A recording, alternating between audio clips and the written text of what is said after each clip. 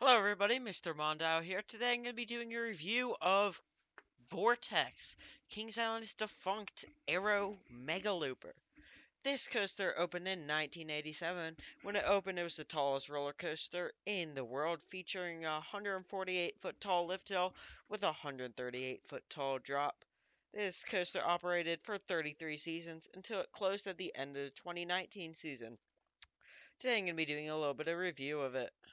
Alright, so this start of the ride was a slow right-hand turn out of the station into the lift hill. This lift hill was really slow, but it really helped pick up anticipation for the entire ride.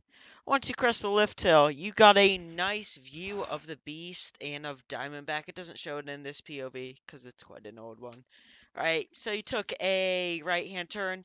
If you were in the back row on this drop, you would get ejected out of your seat. And if you were in the front row, you get a similar feeling, but not as intense. Once you go on this turnaround, this nice scenic view of Rivertown, then you go into this nice long straightaway into the two vertical loops. These loops would crush you against your seat. They were super fun. And once you got off of these loops, you got a little bit of a dull point in the ride. This was the ride's block section. It would really slow you down, but this really helped you for the ride's next element. It's double corkscrew. These corkscrews were hang time filled. They were super fun, one of my favorite parts of the ride. Then you go over here, you go into the Batwing. Really fun, got some decent hang time and decent positives. A nice little mix of the two.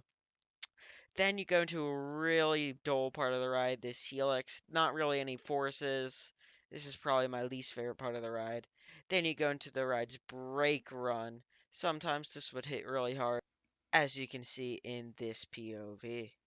After the brakes, you would go into a slow right-hand turn back into the station. This station is still, to this very day, one of my favorite looking stations out of any of them. It was a really nice looking station. It's a shame that it wasn't saved when the ride was demolished.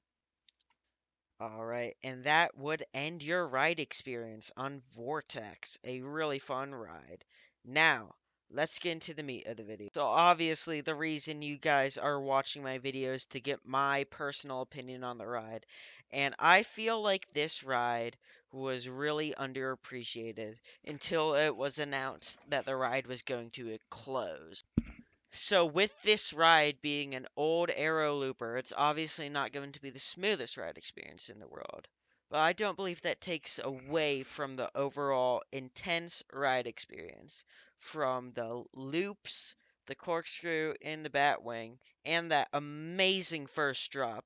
This has to be one of my favorite coasters. In fact, it's actually in my top 10 coasters that I have ridden out of the 65.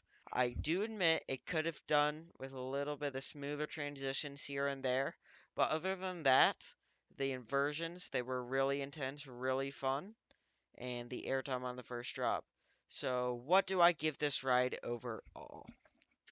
I am going to give this ride an 8 out of 10. Yes, that is correct. An 8 out of 10.